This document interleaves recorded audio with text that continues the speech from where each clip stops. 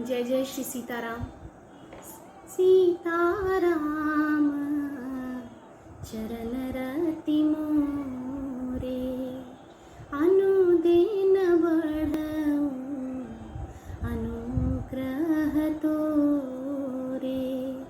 सीताराम राम राम, सीताराम राम राम। जय जय श्री सीताराम। जय गोस्वामी तुलसीदास की, जय श्री रामचरितमानस की, जय राम दरबार की, जय हनुमान जी महाराज की, जय विष्णु भगवान की। ओम नमो नारायणाय। जय जय श्री सीताराम। श्री रामचरितमानस की सुंदर चौपाइयाँ मेरी गति एवं मति के अनुसार धीरे धीरे आगे की ओर अग्रसित हो रही हैं, प्रवाहित हो रही हैं।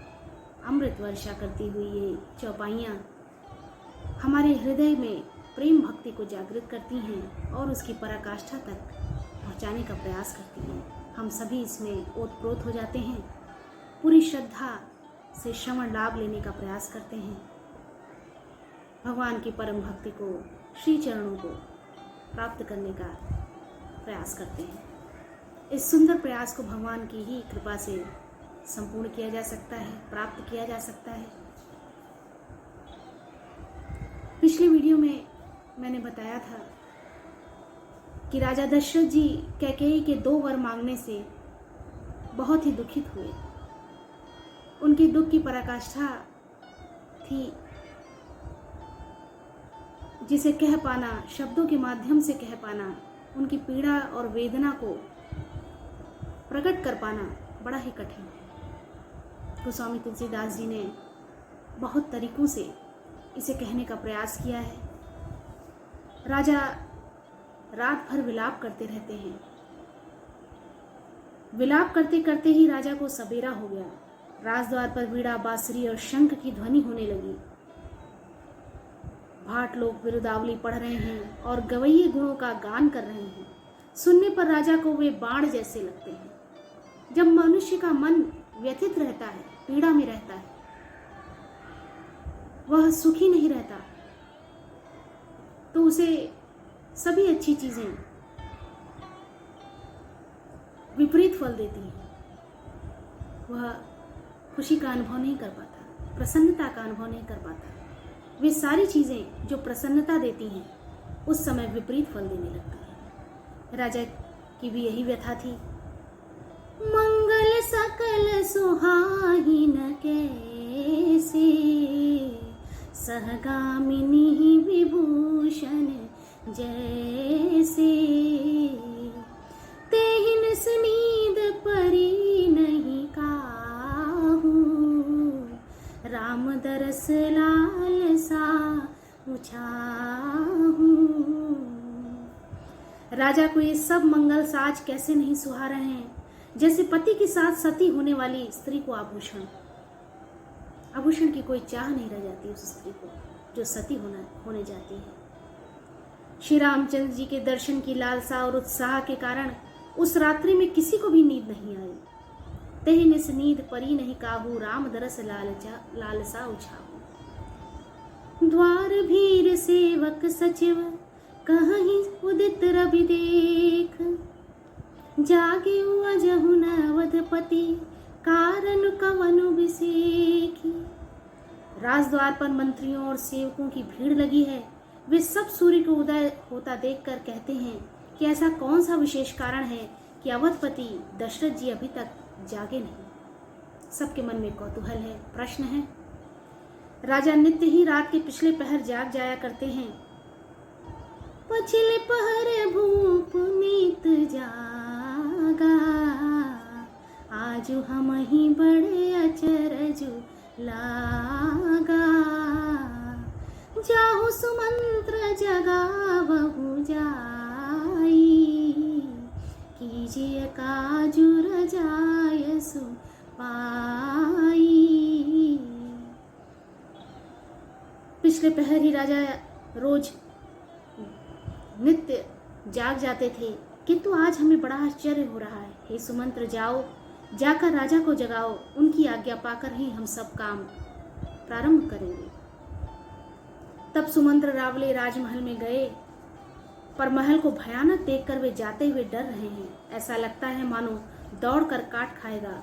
उसकी ओर देखा भी नहीं जाता, मानो विपत्ति और विषाद ने वहां डेरा डाल रखा हो। ऐसे स्थितियां देखकर सुमंत बहुत डर गए थे। पूछे कौन उतरु दे, गए जे ही भवन भूप कह के, कही जय जीव बैठो सिरुनाई, देख भूप गति गयो सुखाई। पूछने पर कोई जवाब नहीं देता था। वे उस महल में गए जहां राजा और कैकेयी थे। जय जीव कहकर सिर नवाकर वंदना करके बैठे और राजा की दशा देखकर वे सूख ही गए। देखा कि राजा सोच से व्याकुल हैं। सोच विकल विवरण मही परेऊ, मानहु कमल मूल परिहरेऊ। चेहरे का रंग उड़ गया है, जमीन पर ऐसे पड़े हैं मानो कमल जड़ छोड़कर, जड़ से उखड़कर मुरझाया पड़ा हो। सचिव सभीत सकई नहीं पूछी, बोलिए शुभ भरी शुभ छूछी। मंत्री मारे डर के कुछ पूछ नहीं सकते। तब अशुभ से भरी हुई और शुभ से विहीन कैकेयी बोली, परिन राज ही नींद निसी, हे तु जान जगदीशु, राम राम रट भोर किए, कहई न मरम महीसु।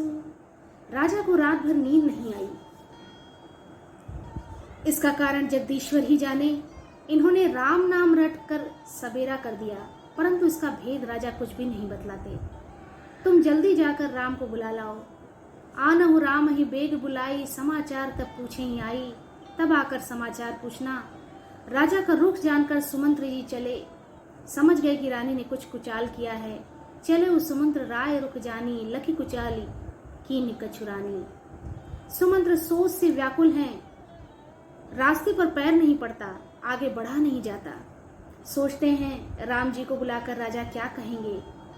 सोच विकल मग पर न पाऊं, राम ही बोले कहीं कराऊं, और इधर धीरज गयो दुआरे, पूछे ही सकल देख मन मारे। आगे बढ़ा नहीं जाता। सोचते हैं राम जी को बुलाकर राजा क्या कहेंगे। किस तरह हृदय में धीरज धरकर वे द्वार पर गए। सब लोग उनको मन मारे उदास देकर पूछने लगे, समाधान कर सो सबही का, गयो जहां दिन कर कुलटी का, राम सुमंत्र ही आवत देखा, आदर कीन्ह पिता समलेखा। सब लोगों का समाधान करके किस तरह समझा बुझाकर सुमंत्र वहां गए जहां सूर्य कुल के तिलक श्री रामचंद्र जी थे। श्री रामचंद्र जी ने सुमंत्र को आते देखा तो पिता के समान समझकर उनका आदर किया। श्री रामचंद्र जी के मुख को देखकर और राजा की आज्ञा सुनकर वे रघुकुल के दीपक श्री रामचंद्र जी को अपने साथ लिवा चले। श्री राम जी संती के साथ बुरी तरह से बिना किसी लवाजमे के जा रहे हैं। उन्हें किसी भी घटना का जरा भी आभास नहीं है। यह देखकर लोग जहां तहां विषाद कर रहे हैं। जाई देख रघुवंश मणि, नरपति निपट कुसाजु, सहम पर लखि सिंधिनी, मनहु वृद्ध गजराजु। रघुवंश शिरोमणि श्री रामचंद्र जी ने जाकर देखा कि राजा अत्यंत ही बुरी हालत में पड़े हैं। मानो सिंहनी को देखकर कोई बूढ़ा गजराज सहम कर गिर पड़ा हो। राजा के ओठ सूख रहे हैं और सारा शरीर जल रहा है। मानो मणि के बिना सांप दुखी हो रहा है। पास ही क्रोध से भरी कैकेयी को देखा, मानो साक्षात मृत्यु ही बैठी है, राजा के जीवन की अंतिम घड़ियां गिन रही हो। करुणामय मृदुराम सुभाषु,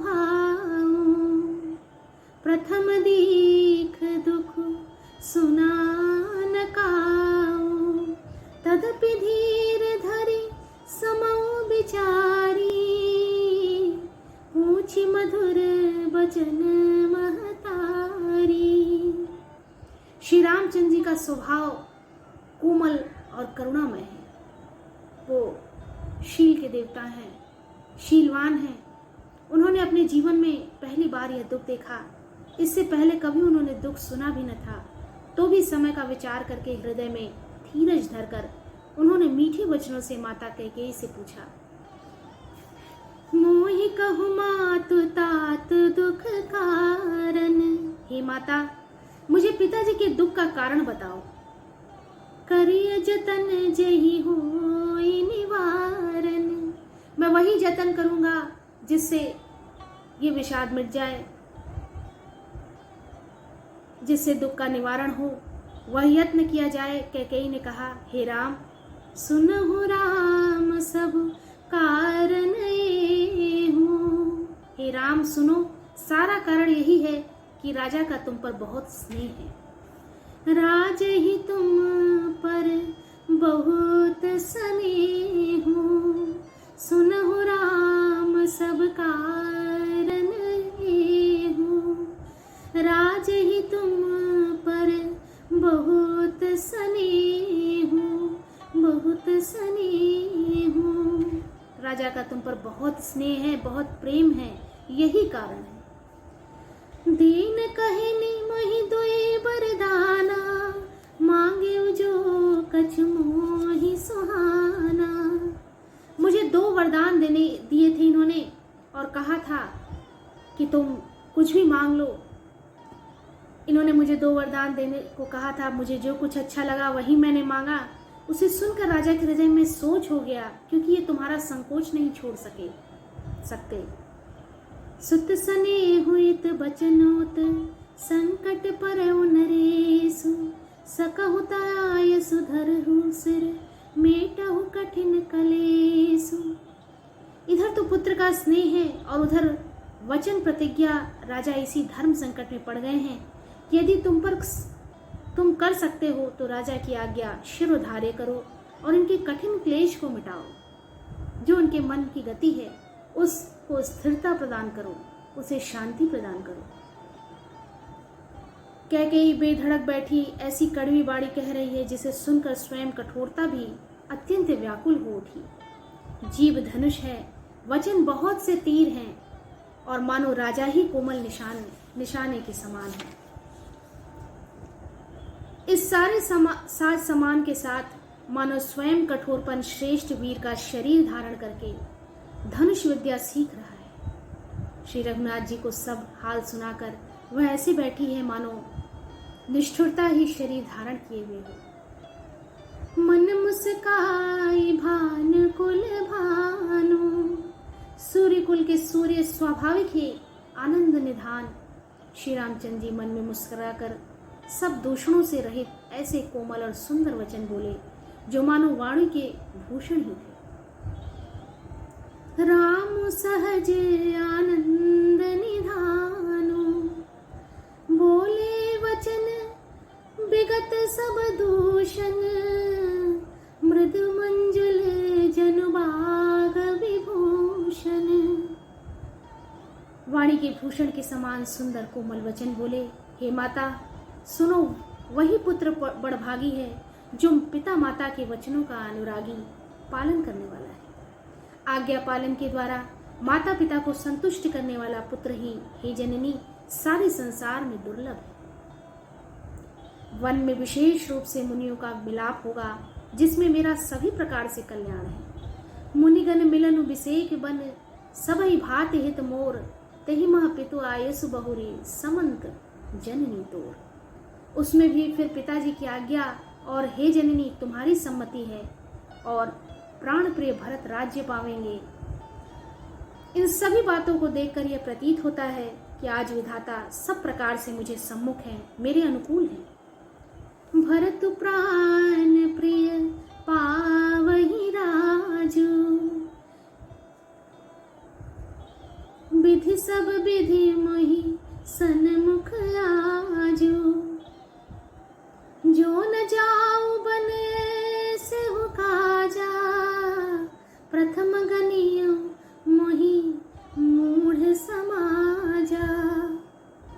यदि ऐसे काम के लिए भी मैं वन को न जाऊं तो मूर्खों के समाज में सबसे पहले मेरी गिनती करनी चाहिए।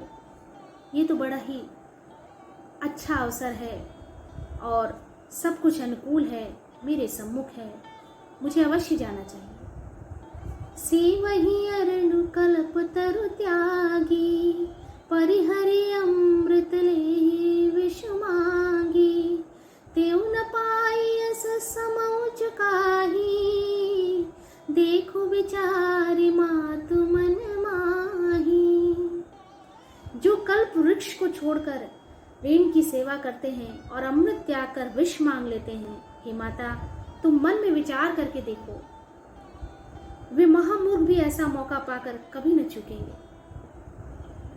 हे माता मुझे एक ही दुख विशेष रूप से हो रहा है, वह महाराज को अत्यंत व्याकुल देखकर इस थोड़ी सी बात के लिए ही पिताजी को इतना भारी दुख हो। हे माता मुझे इस बात पर विश्वास नहीं होता कि इस छोटे सी प्रसंग के लिए पिताजी इतने दुखी हो गए। थोरही बात पिता ही दुख भारी, होति प्रतीत न मोहि महतारी।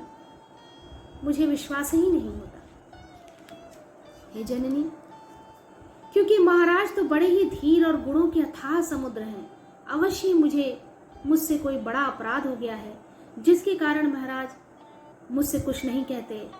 तुम्हें मेरी सौगंध है माता, तुम सच सच कहो। सहज सरल रघुबर बचन, कुमति कुटिल करि जान। चलई जोक जल बक्र गति, यद्यपि सलिलु समान। रघुकुल में श्रेष्ठ श्री रामचंद्र जी के स्वभाव से ही सीधे वचनों को दुर्बुद्धि कैकेयी टेढ़ा होकर के जान रही है। जैसे यद्यपि जल समान ही होता है, परंतु जोक उसमें टेढ़ी चाल से ही चलती है। रानी कैकेयी श्री रामचंद्र जी का रुख पाकर हर्षित हो गई। रहसि रानी राम रुख पाई, बोली कपट स्नेहु जनाई। और कपट पूर्ण स्नेह दिखाकर बोली, सपथ तुम्हार भरत के आना, हेतु न दूसर मैं कछु जाना। तुम्हारी शपथ और भरत की सौगंध है, मुझे राजा के दुख का दूसरा कुछ भी कारण विदित नहीं है। मैं नहीं जानती कि दूसरा भी कोई कारण है। तुम अपराध जोग नहीं ताता, जननी जनक बंधु सुख दाता। राम सत्य सब जो कछ कहो, तुम पितु मातु बचन रत हूँ। हे तात तुम अपराध के योग्य नहीं हो, तुमसे माता पिता का अपराध बन पड़े यह संभव नहीं। तुम तो माता पिता और भाइयों को सुख देने वाले हो। हे राम तुम जो कुछ कह रहे हो वह सत्य है। तुम माता पिता के वचनों के पालन में तत्पर हो। मैं तुम्हारी बलिहारी जाती हूँ। पिता ही बुझाई करहूँ बल सोई, चौथे पन जही अजसु न होई। तुम पिता को समझाकर वही बात कहो जिससे चौथे पन बुढ़ापे में इनका अपयश न हो। तुम सब सुवन सुकृत जही तीन है, उचित न तासु निरादरु कीन है। जिस पुण्य ने इनको तुम जैसे पुत्र दिए हैं उसका निरादर करना उचित नहीं है। लागहि कुमुख बचन शुभ कैसे, मगहु गया दिक तीरथ जैसे। राम ही मातु बचन सब भाई, जिम सुर सरे गत सलिल सुहाई। कैकेयी के बुरे मुख में ये शुभ वचन कैसे लगते हैं, जैसे मगध देश में गया आदिक तीर्थ श्री रामचंद्र जी को माता कैकेयी के सब वचन ऐसे अच्छे लगे जैसे गंगा जी में जाकर अच्छे बुरे सभी प्रकार के जल शुभ सुंदर हो जाते हैं।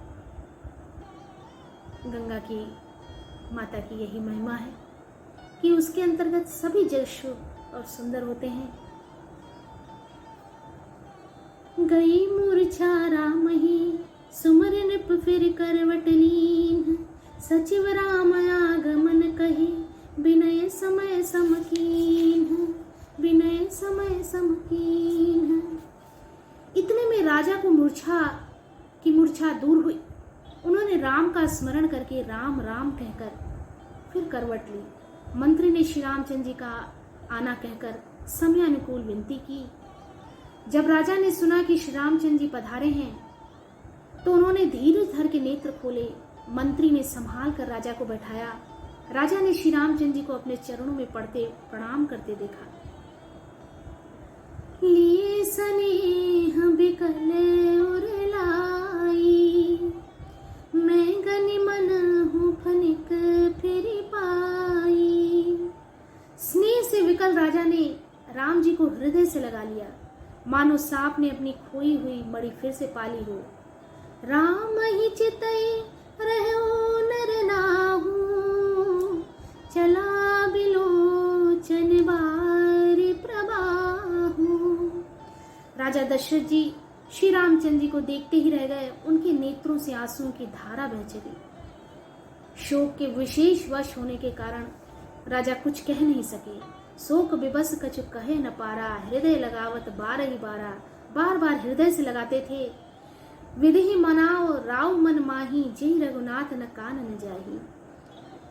और मन में ब्रह्मा जी को मनाते हैं कि जिससे श्री रघुनाथ जी वन को न जाए और यहीं रह जाए।